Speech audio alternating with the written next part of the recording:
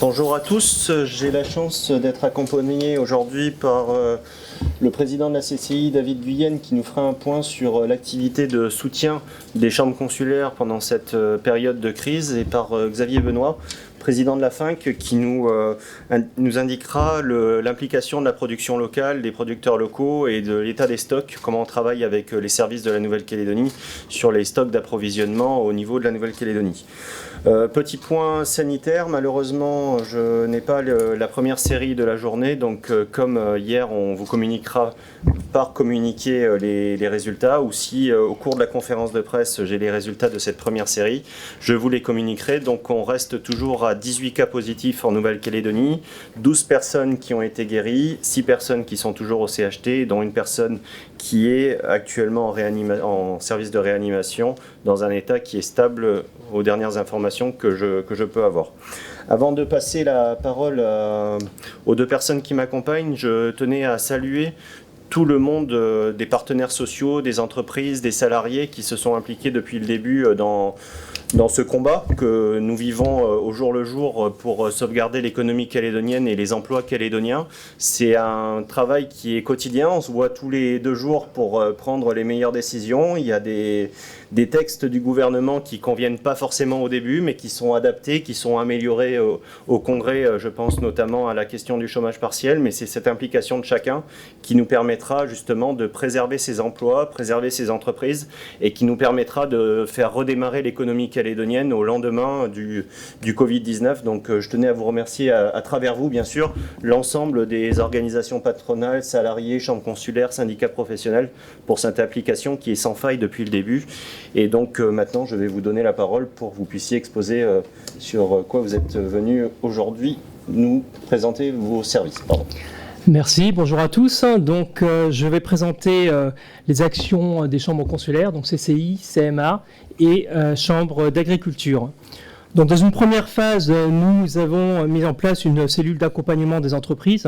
Donc, dès le 19 mars, la CCI a mis en place une cellule à destination de toutes les entreprises avec 4 résultats concrets. Premièrement, l'organisation des conseillers en télétravail, notamment avec le numéro vert 05 03 03 à destination de toutes les entreprises. Deuxièmement, la création d'une adresse mail dédiée, entreprise avec un s-coronavirus@cci.nc.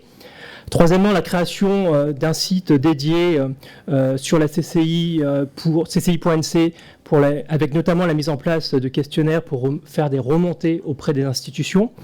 Quatrièmement, l'animation d'une cellule économique qui a notamment permis d'alimenter la foire aux questions du site covid19.nc, mais également qui a lancé 2 enquêtes auprès des entreprises pour recueillir les impacts sur le terrain.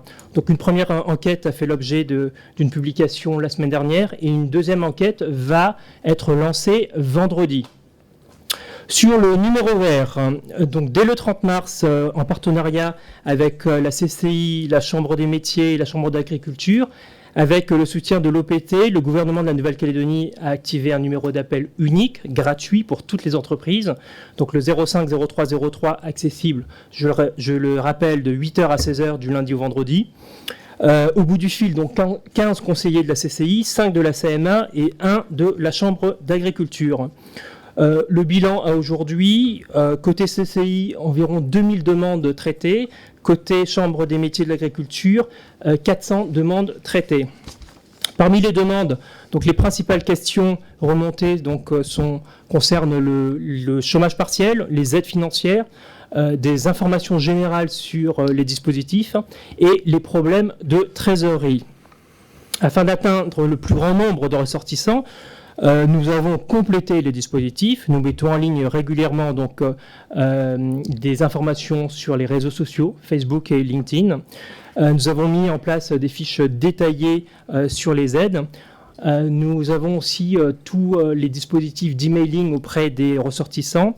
Enfin, nous avons tous les jours à 17h un conseiller de la CCI qui intervient en direct sur RRB, pour ne pas la citer. Nouveauté, nous lançons à partir de demain, donc jeudi, une première session Facebook Live dont le thème sera le fonds de solidarité.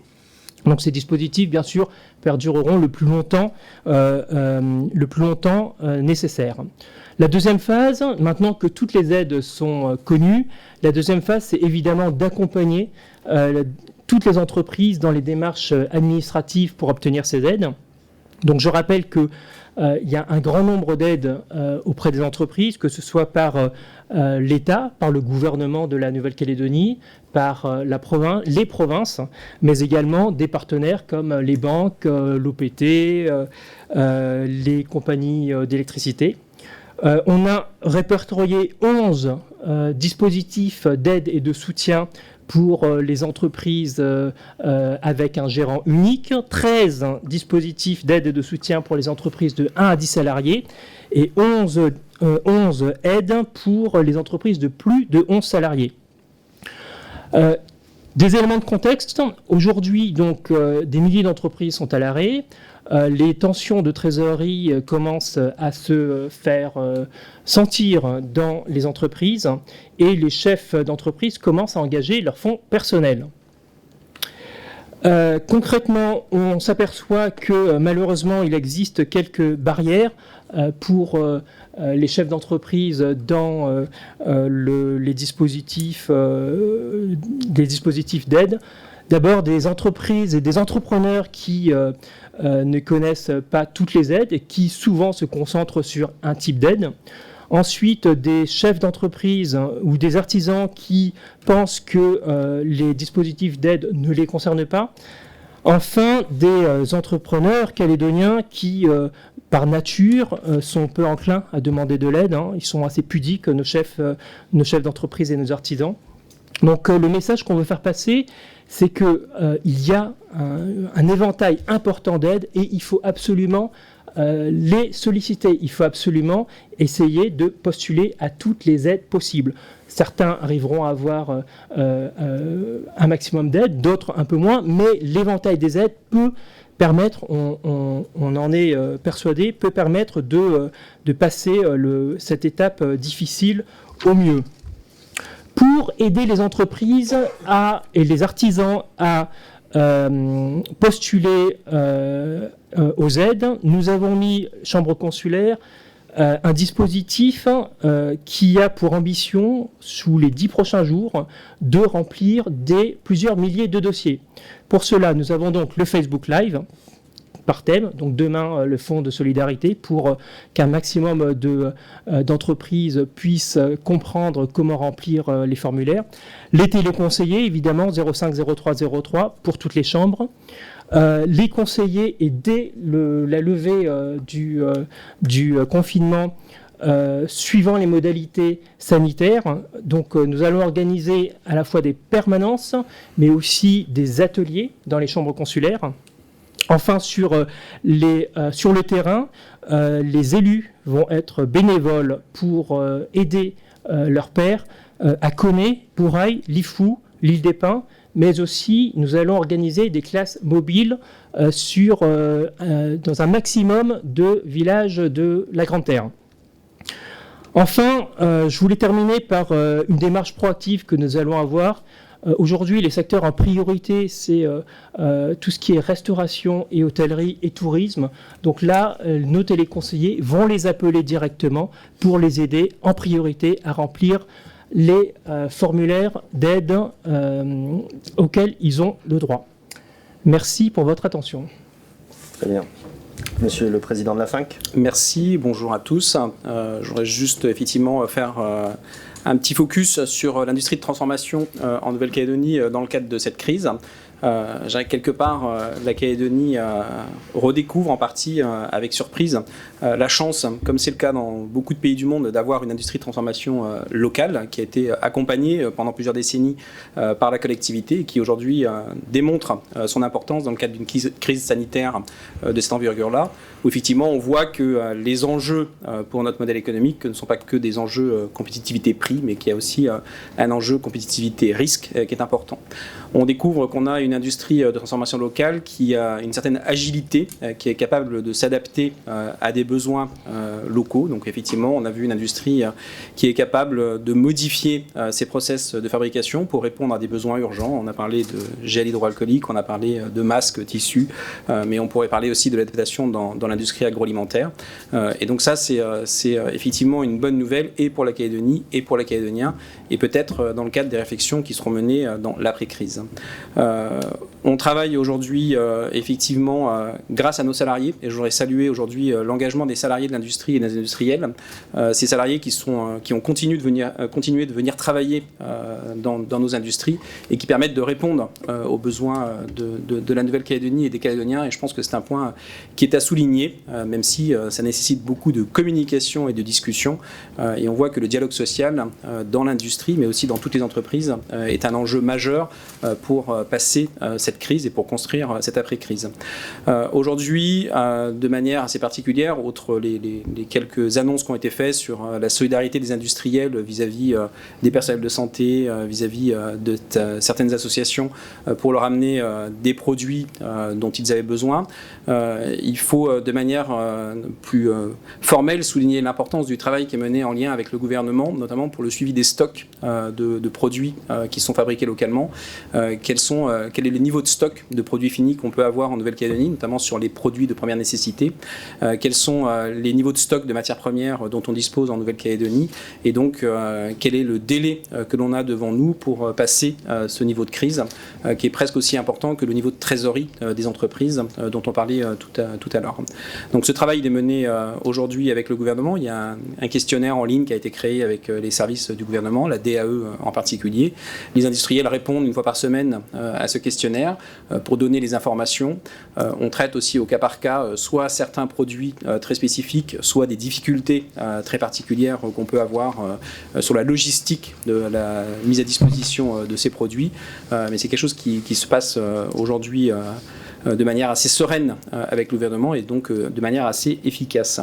Je crois que on a le président de la CCI qui a souligné le travail technique des chambres consulaires pour accompagner les entreprises, et donc c'est le rôle aussi à côté de ça des fédérations professionnelles, donc patronales qui existent, et puis de l'interpatronal, d'accompagner sur les spécificités de nos entreprises. Et je pense que c'est l'engagement de tous qui permettra effectivement de passer ce niveau de crise. Sur la suite, parce que je pense qu'il faut aujourd'hui évidemment penser à la suite. En tous les cas, c'est le travail d'un chef d'entreprise, d'un industriel, de penser à la suite. Effectivement, il ne faut pas juste se dire on aura nos stocks pour 3 mois et puis après advienne ce que pourra. Je pense qu'effectivement, l'engagement des industriels auprès de la Nouvelle-Calédonie, tout comme l'engagement de la Nouvelle-Calédonie vis-à-vis des industriels, c'est de penser à la suite, de ne pas s'oublier les uns les autres, et de réfléchir comment est-ce qu'on va construire notre nouveau modèle économique et social. Et je pense que ça sera une étape importante qui viendra après cette gestion de crise. Très bien. Je vous remercie. Donc, ce changement de modèle, cette suite, c'est exactement ce que nous allons lancer dans les prochains jours avec l'ensemble des institutions, avec l'ensemble des organisations représentatives à la fois des patrons d'entreprise et des salariés. Notre modèle ne va pas être le même. Très clairement, notre modèle après cette crise ne pourra plus être le même, et donc on aura besoin de chacun d'entre vous pour construire ce nouveau modèle économique qui sera peut-être plus solidaire, certainement plus environnemental, et ça, les travaux débuteront certainement dès la semaine prochaine pour construire ensemble ce jour d'après ou ce lendemain au Covid-19. Sur la partie plan de sauvegarde, je l'ai indiqué tout à l'heure, et je l'ai indiqué également hier, donc toutes les mesures sont aujourd'hui effectives, à la fois les mesures de l'État sur le fonds de solidarité, sur le prêt garanti par l'État. On avait une réunion avec les banques cet après-midi même qui nous ont indiqué que déjà beaucoup de demandes étaient déposées sur ce prêt garanti. Sur la partie Nouvelle-Calédonie, le chômage partiel, le report des charges sociales, je tiens à remercier les différents agents de la Nouvelle-Calédonie des services qui facilitent ces opérations au sein de la direction du travail et de l'emploi, de la direction du service fiscaux, de la direction économique de la Nouvelle-Calédonie, mais également de la CAFAT qui a su mobiliser ses agents pour pouvoir répondre de manière pratique extrêmement rapidement à la question du chômage partiel, ainsi que des provinces qui débloquent des aides directes de manière régulière, notamment pour les travailleurs indépendants, les patentés, pour une population qui est aujourd'hui très à risque et qui souffre de cette crise. Mais vous savez, pour accompagner ces différentes mesures, il fallait du financement. On l'a dit depuis le début, le financement n'était pas assuré, n'était pas garanti, et on a eu une bonne annonce la nuit dernière, et qui sera une excellente annonce aujourd'hui même en Conseil des ministres, avec un accompagnement de l'État sur un prêt garanti dans un premier temps, et qui pourrait plus tard se transformer en concours direct de l'État. C'est le Premier ministre qui l'a rappelé, mais qui permettra de venir financer la partie de chômage partiel. Je crois que c'était quelque chose qui était attendu, c'est quelque chose qui tend à rassurer les différentes entreprises et les différents salariés qui bénéficieront de ces mesures, à la fois de chômage partiel, à la fois de report de charges sociales sans frais, et également sur les dotations des collectivités. Une loi de finances sera présentée ce week-end à l'Assemblée nationale, et le haut-commissaire et le président du gouvernement vous expliqueront tout ça dans les détails demain, de manière extrêmement détaillée, avec les montants du prêt qui sera garanti, et du fonctionnement de ce prêt-là. Donc voilà, c'est une excellente nouvelle pour la Nouvelle-Calédonie, et je crois qu'on a la chance d'être soutenu de cette manière. Je propose de passer à vos questions. Je viens d'avoir la première série de tests du jour, donc 77 tests de dépistage sur cette première série, et tous négatifs. Voilà. Donc nous restons à 18. Oui, bonjour, Claudine Véry, AFP.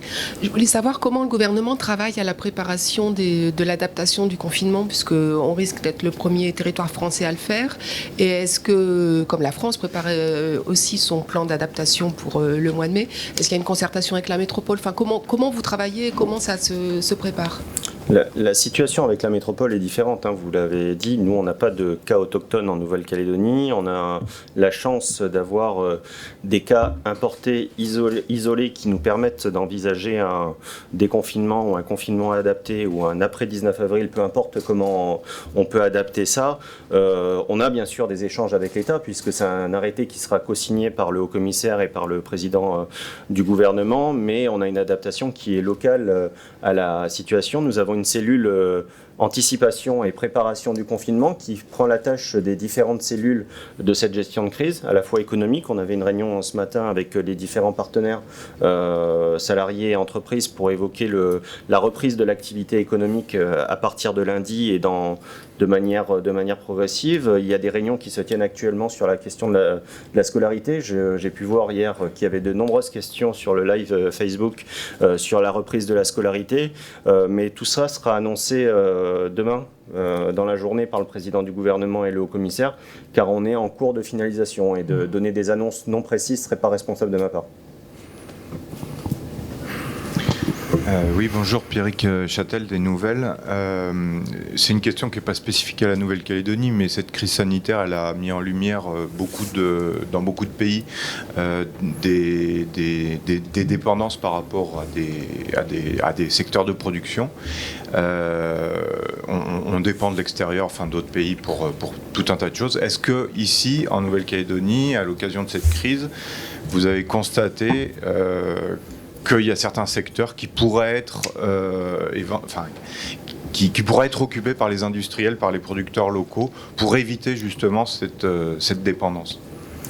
Je laisserai ensuite mes amis répondre plus précisément à cette question.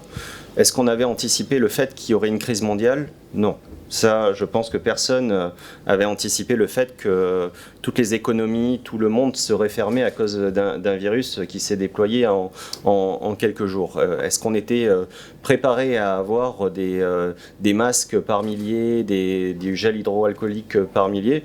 Il faut être très humble dans cette crise. On n'avait pas cette préparation-là. Par contre, on a su s'adapter extrêmement rapidement. C'est-à-dire qu'on a su se fournir en test de manière extrêmement rapide pour pouvoir tester massivement et pour voir si le virus ne circulait pas en Calédonie. Et j'incite encore à chaque point presse, chacun qui a des symptômes d'aller se faire tester, parce que c'est quelque chose d'extrêmement important pour voir si le virus ne circule pas. Sur la question des masques, on a su distribuer aux différentes personnes qui étaient en contact régulière et les professionnels de santé des masques FFP2 pour ces personnels-là. Et on a su s'adapter aussi avec nos industriels locaux avec un appel à projet pour des masques plus grand public qui a été lancé il y a quelques jours et où on a eu une première réponse et une première réponse qui est extrêmement satisfaisante de la part des industriels locaux. Ça a été en lien avec les syndicats professionnels, avec les chambres consulaires, avec les artisans pour voir comment fabriquer ces masques plus grand public. Donc, est-ce qu'on était adapté comme le monde entier? Non. Est-ce qu'on a su s'adapter? Oui. Après, si je peux compléter. Bien sûr. Effectivement, il y a eu un bel effort et de belles initiatives de la part des industriels. Et j'aimerais aussi saluer le fait que l'ensemble des commerces ont pu s'adapter à la fois sur des nouveaux modes de commercialisation, de vente, de la vente à emporter, donc tout ce qui est Internet aussi a pu se développer, mais aussi souligner le fait que les importations n'ont pas cessé et les Calédoniens ont pu être approvisionnés de manière continue et satisfaisante. En complément, par rapport à votre question, est-ce que l'Académie était prête à une crise comme ça? Sûrement pas, il y avait beaucoup d'humilité. Je pense que l'Académie, elle a un point fort aujourd'hui majeur qui est démontré, c'est ce tissu d'industrie de transformation locale qui n'existe pas dans d'autres territoires de l'outre-mer français ou qui n'existe pas dans d'autres États insulaires de la région. Et aujourd'hui, on s'aperçoit qu'on peut s'appuyer sur ce tissu qui a été accompagné par la collectivité pendant des années et que finalement, on s'aperçoit que c'est un point essentiel. Est-ce qu'il y a des filières dont on s'aperçoit qu'on pourrait effectivement les faire progresser? Indéniablement. On voit que la filière agroalimentaire est une filière qui est aujourd'hui qui a des capacités et qui va effectivement, et je parle vraiment de filière parce que je pense que de l'agriculture jusqu'au produit fini, on s'aperçoit qu'on a des potentiels localement, mais on a des potentiels sur des produits de grande consommation. Aujourd'hui, qu'on ait eu la capacité à fabriquer du gel hydroalcoolique localement, ça veut dire qu'on ait une capacité à fabriquer un peu d'alcool nécessaire à ces gels et qu'on est capable de transformer ces produits avec les chaînes de fabrication que l'on a. Donc des potentiels, oui, on en découvre et je pense que c'est un des grands enseignements du retour d'expérience qu'on devra faire avant d'engager la réflexion sur l'après. C'est aujourd'hui quels ont été les aspects positifs dans notre modèle économique calédonien et qu'est-ce qu'on doit renforcer pour construire la suite. Et on voit qu'on peut s'appuyer sur une industrie de transformation qui est solide en Calédonie et qui a une capacité en stock. Je pense que c'était aussi un des enseignements importants. On s'aperçoit qu'on a une capacité en stock de produits finis, stock de matières premières, qui permet de passer une crise qui reste finalement sur du long terme dans le contexte actuel. Et ça, c'est un deuxième grand enseignement important pour la Calédonie et pour son industrie. Et vous savez, juste pour conclure sur cette question-là, on a... Xavier Benoît parlait de constats à tirer et des effets bénéfiques. Il y a un constat qui est clair, c'est que la réglementation ne fait pas tout. C'est-à-dire qu'on a vraiment des entreprises qui ont su s'adapter sans contrainte de la part de l'administration et avec des normes qui ont été définies, mais avec une liberté de production qui était beaucoup plus adaptée à la réactivité des entreprises calédoniennes. Et ça, c'est une chance majeure qu'on a. Oui, non, mais effectivement, la question, elle ne portait pas uniquement sur les masques, les gels hydroalcooliques, mais sur certaines filières dont on pourrait constater que la Calédonie est ultra dépendante. Enfin, voilà, c'était plus le sens de la question. J'ai une deuxième question. Enfin, il y a un consensus qui semble déjà apparaître avec cette crise sanitaire, c'est qu'on ne pourra plus produire comme avant. Alors, Monsieur Gigès, vous l'avez évoqué, ça sera sans doute un peu plus environnemental, mais ça peut être quoi ce nouveau modèle spécifiquement adapté à la Nouvelle-Calédonie ? Si vous le savez, vous pouvez me le dire.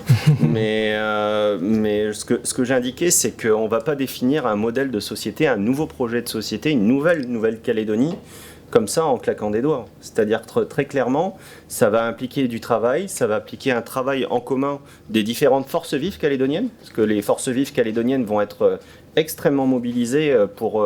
c'est pas simplement un plan de relance. Hier, vous me disiez que le mot relance était peut-être pas le bon terme, le terme le plus adapté à ça. Et vous aviez raison. C'est plus une refondation, c'est plus un nouveau projet de société qu'il va falloir créer. Et c'est pas simplement le membre du gouvernement en charge de l'économie dans son bureau qui va le faire. Donc c'est toutes les personnes qui sont autour de moi, ça sera les salariés, ça sera les associations environnementales, ça sera les forces vives calédoniennes qui devront travailler vite, je le concède, mais qui devront travailler à ce nouveau projet de société qu'on devra porter. Est-ce que vous avez pu déjà évaluer pour dire clairement les choses, les pertes d'emplois qui vont être induites par cette crise? Parce que, on suppose que si la puissance publique peut venir en aide par les mesures de chômage partiel, etc., on imagine bien qu'il y aura forcément de la casse.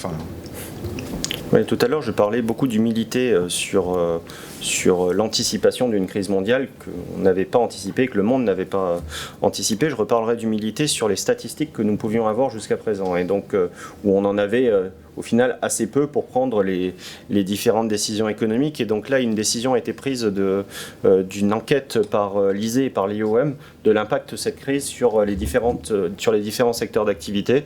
Quelle perte de PIB, quel est l'impact du confinement sur les différents secteurs, ce qui nous permettra ensuite d'ajuster les aides sur les secteurs qui ont été les plus touchés par la crise et se concentrer essentiellement sur ces secteurs-là, tout en préservant notre tissu économique de manière globale. Mais c'est ce que je vous ai indiqué hier, on ne peut pas vivre la pire crise de ces connus jusqu'à présent de manière contemporaine, sans avoir de la casse. Le tout, c'est de sauvegarder au mieux ce tissu économique, c'est sauvegarder ces emplois, et c'est ce qu'on fait avec ce dispositif de chômage partiel qu'on pourra financer maintenant avec l'accompagnement de l'État, et c'est de faire cette refondation ensemble pour porter un nouveau projet de société pour la Nouvelle-Calédonie. J'ai une dernière question. En réponse aussi à cette question, je pense que ce qu'on peut commencer à tracer, c'est effectivement les enjeux qui se présentent à nous. Je pense que déjà, si on arrive à tracer les enjeux, vous l'avez dit, un enjeu écologique qui est assez évident, mais derrière, on a un enjeu de création de richesse en Calédonie, on a un enjeu d'emploi en Calédonie, on a un enjeu de répartition de la richesse. Et je pense que c'est ces enjeux qu'il faut qu'on pose initialement. Et effectivement, la Calédonie, elle ne le gérera sûrement pas comme le reste du monde. Donc ça, c'est quelque chose qui commence à transparaître de manière assez évidente, parce qu'elle n'a pas la même histoire économique, parce qu'elle n'est pas construite de la même manière. Et il ne faut surtout pas qu'on commence à essayer de se faire peur en essayant de dupliquer les études qui sont faites à l'extérieur de la Calédonie et en essayant de les dupliquer sur la Calédonie. Parce que j'ai en tête une étude australienne qui annonce que sur les États insulaires, notamment les plus ouverts, ceux qui ont une économie qui est beaucoup basée sur le tourisme, ils annoncent 40% de chômage long terme dans ces États insulaires. Je pense qu'il ne faut pas qu'on se fasse peur. Je pense qu'il faut qu'on trace les enjeux. Une fois qu'on aura tracé les enjeux, qu'on aura identifié nos valeurs, quelles sont les valeurs du modèle calédonien qu'on veut développer, à ce moment-là, on pourra tracer les pistes pour limiter la casse. Donc ça, c'est important. Mais derrière, surtout pour générer de la richesse, de l'emploi et de la répartition de la richesse. Oui, j'avais une dernière question, peut-être un peu plus terre à terre. Les soldes qui ont été interrompus par la crise sanitaire, est-ce qu'ils vont reprendre et sous quelle manière? Est-ce que ça va être un moyen pour les commerçants de faire repartir la machine aussi? Comment répondre à cette question? Oui, il y aura de nouvelles périodes de soldes qui sera définies avec les différents syndicats professionnels. En effet, c'est quelque chose qui, après confinement, pourra permettre de relancer la machine et de faire reprendre la consommation. Est-ce que ça va être une période de solde classique? Est-ce que ça va être une période de solde plus longue? Est-ce que ça va être une période de solde sur plusieurs mois? C'est à l'étude et c'est pas encore défini, mais je note votre intérêt sur cette question des soldes et donc on vous communiquera bien volontiers l'information. La bonne nouvelle, c'est que les soldes elles se passeront en Calédonie. Donc ça fera tourner notre outil calédonien. Il y a quelque chose d'important qui est essentiel sur cette relance, sur cette refondation, c'est de consommer calédonien. C'est-à-dire que cette machine, elle reprendra si les Calédoniens consomment dans nos commerces, consomment dans nos industries, consomment dans notre activité touristique. C'est-à-dire que c'est quelque chose qui a été fortement pénalisé ces dernières semaines parce qu'ils ont connu la crise avant et ils risquent de la connaître après parce que le ciel aérien calédonien n'est pas prêt de réouvrir en toute transparence avec vous, mais ça je pense que vous le savez très bien. Donc c'est cette consommation calédonienne des Calédoniens qui va permettre de refaire la machine, refaire tourner la machine. Mathurin Derel pour DNC. J'avais une question concernant le chômage partiel et l'arrêté d'application qui doit du coup être pris. Je voulais savoir quel était le montant du plafond qui avait été finalement retenu entre 3,5 et 4,5. 4,5. 4,5, d'accord. Et mon autre question dans la même question. 4,5 SMG, parce que pour pas que, ça nous paraît normal de temps en temps, mais c'est 4,5 SMG à hauteur de 70% du brut et 84% du net, pour être très précis. Et mon autre question, c'était de savoir si les personnels de maison et plus particulièrement ceux qui travaillaient en fait avec les chèques emploi-service étaient bénéficiaires du dispositif. Oui, ils sont prévus dans le dispositif de chômage partiel. Par contre, c'est de chômage partiel allocation Covid plus que chômage partiel, parce que c'est un modèle qui est complètement changeant par rapport à ce qui existait jusqu'à présent et qui était de 66% du SMG et auquel les gens de maison n'avaient pas le droit jusqu'à présent. On a souhaité dans cette délibération que cette population qui gagne déjà pas forcément très bien leur vie puisse rentrer dans le dispositif allocation Covid-19. Les précisions seront portées par contre par arrêté, j'espère la semaine prochaine. Je n'ai pas encore la garantie que ça soit la semaine prochaine, mais elles sont prévues dans la délibération. La spécificité sur les gens de maison et les chèques emploi-service, c'est que sur le dispositif chômage partiel allocation Covid, c'est l'employeur qui dépose la demande de chômage partiel pour ses employés. La particularité pour les gens de maison, c'est qu'ils ont parfois, ou elles ont parfois, plusieurs employeurs. Donc pour faire la demande, c'était assez compliqué. Par contre, on travaille, je peux vous dire une chose, c'est qu'on travaille sur un dispositif qui sera extrêmement simplifié.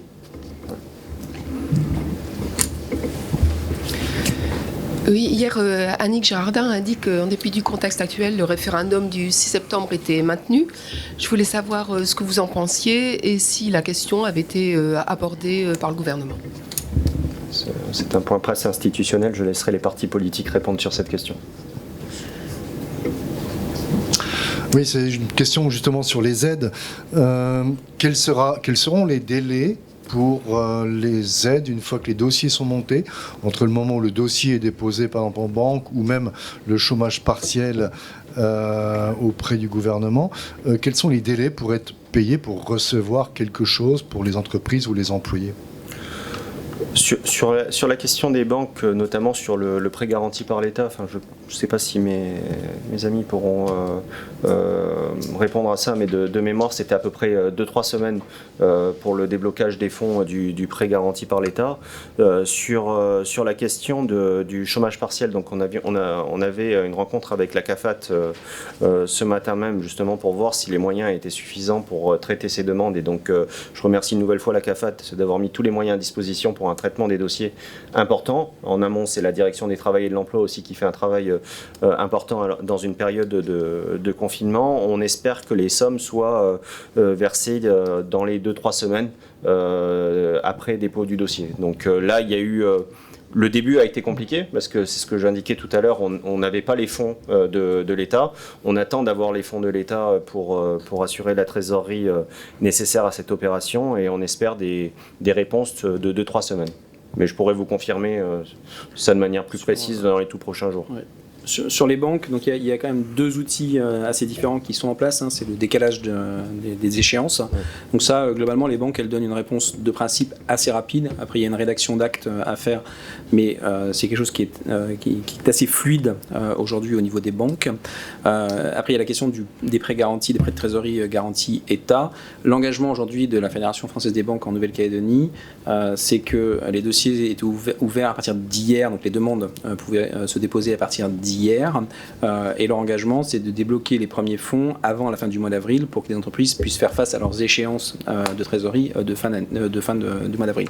Ce qu'ont demandé les banques, c'est que les entreprises qui étaient moins urgentes, ça peut arriver, qu'elles décalent leur demande à 1 semaine, 2 semaines pour essayer d'arriver à étaler la charge, parce qu'effectivement la charge est importante. Quand on voit la charge sur le chômage partiel, on peut imaginer que la charge sur les demandes de prêts garantis État sont aussi très importantes, et donc il y a un délai d'instruction, mais l'engagement c'était que pour fin avril, les premiers déblocages de fonds se fassent. Pour compléter, effectivement, il y a un délai, premier délai, c'est la constitution de dossier. tout ce qui est éligibilité et les documents qui vont avec. Un deuxième délai, c'est le traitement administratif, et un troisième délai, c'est le déblocage des fonds. Donc c'est pour ça qu'on dit aux entreprises, il faut absolument remplir toutes les demandes possibles, parce que les aides n'arriveront pas forcément au même moment, et également de se tenir au courant, de ne pas hésiter à remonter quand il y a des soucis, et ne pas hésiter aussi à rester en contact avec leurs banques. Aujourd'hui, le nerf de la guerre, c'est aussi les banques, pour leur demander des tolérances de trésorerie si besoin. Je vais juste rajouter, moi ce que je demande aux chefs d'entreprise, notamment aux industriels, c'est de déposer toutes les demandes nécessaires. Et j'ai appelé, et je continue à appeler, à la nécessité de ne pas rechercher des effets d'aubaine dans le cadre de la boîte à outils qui a été mise en place par les collectivités, de l'État à l'Académie, en passant par les provinces. Et effectivement, il faut que les chefs d'entreprise déposent les demandes nécessaires par rapport à leur baisse d'activité.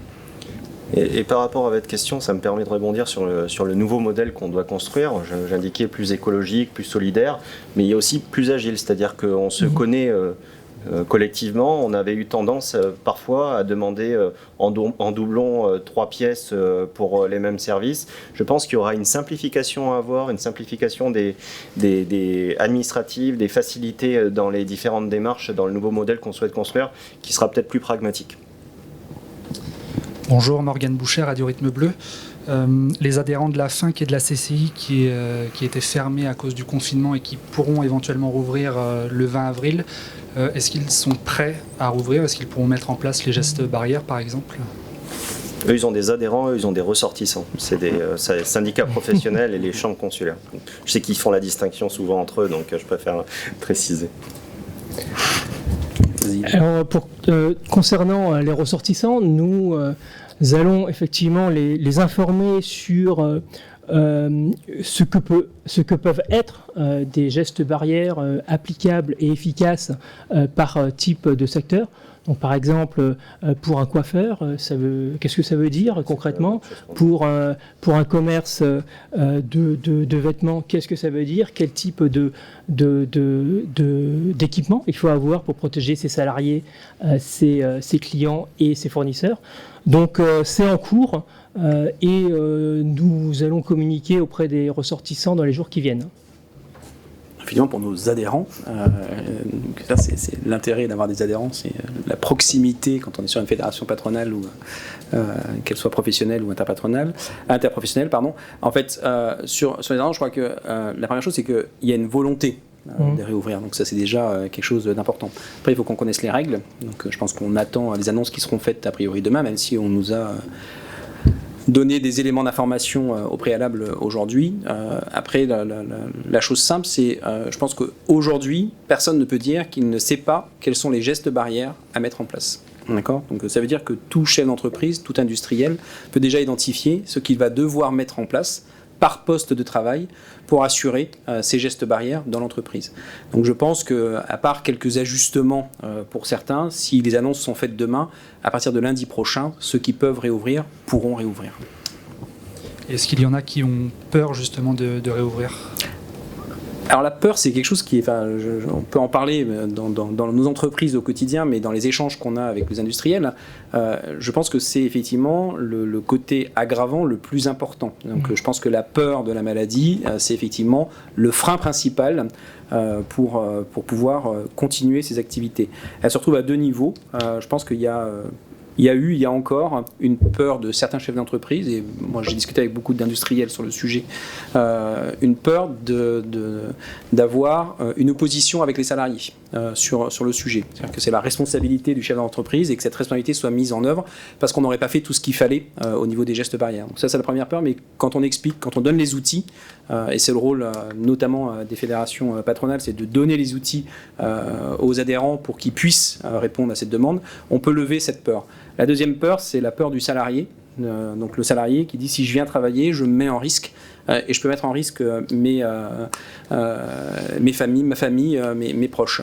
Et donc ça, je pense que l'outil pour faire face à cette peur, c'est le dialogue social dans l'entreprise. Je le redis, je pense que personne ne peut réouvrir sereinement son entreprise, ou personne ne peut continuer sereinement son entreprise s'il ne discute pas régulièrement, et régulièrement, c'est pas tous les mois, dans le cadre des réunions obligatoires quand on a des élus du personnel, c'est discuter presque tous les jours avec ses salariés pour expliquer et entendre, expliquer ce qu'on va faire et entendre les peurs pour pouvoir répondre à ces peurs. Donc la peur, elle existe.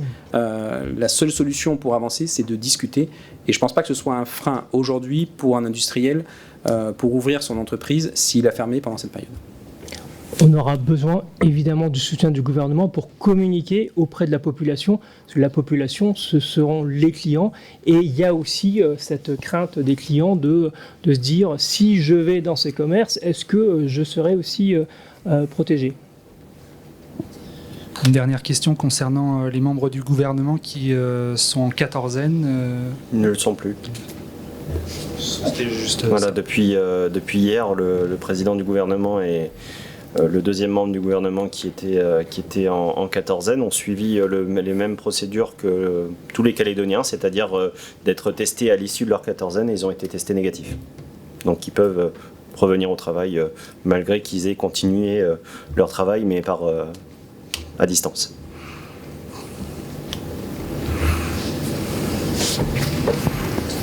André Croiset pour Radio Jido. Une question pour le nouveau modèle.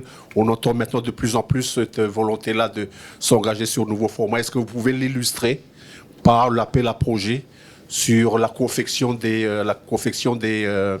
masques? Comment est-ce que vous allez mettre en place, vous allez redistribuer cette manna? Comment est-ce que les grandes entreprises qui sont positionnées toujours en avant et avec les petits artisans, comment est-ce que l'articulation peut être bien garantir une bonne distribution géographiquement et entre les grands et les petits?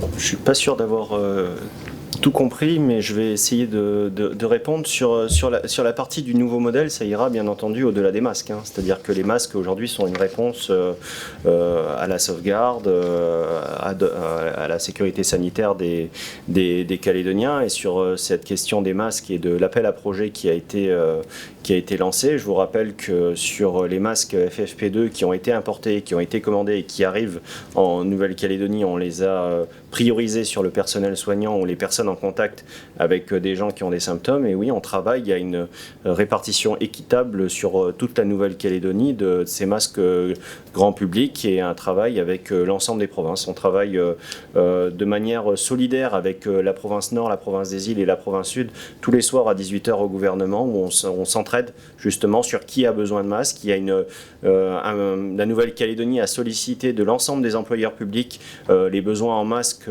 sur l'ensemble de la Nouvelle-Calédonie. Donc il y a une solidarité intercollectivité pour que tous les Calédoniens puissent en bénéficier. C'est plutôt au niveau de l'activité, la fabrication.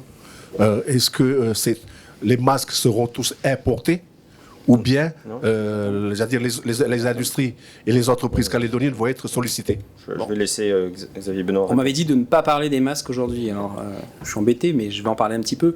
Je pense que ça peut être en tous les cas, effectivement, une orientation sur les valeurs qu'on veut partager dans le nouveau modèle. Donc effectivement, la coopération publique-privée, elle va être indispensable demain. Donc ça ne veut pas dire qu'on s'entend avant, parce que j'entends certaines personnes qui pourraient me faire ce procès-là.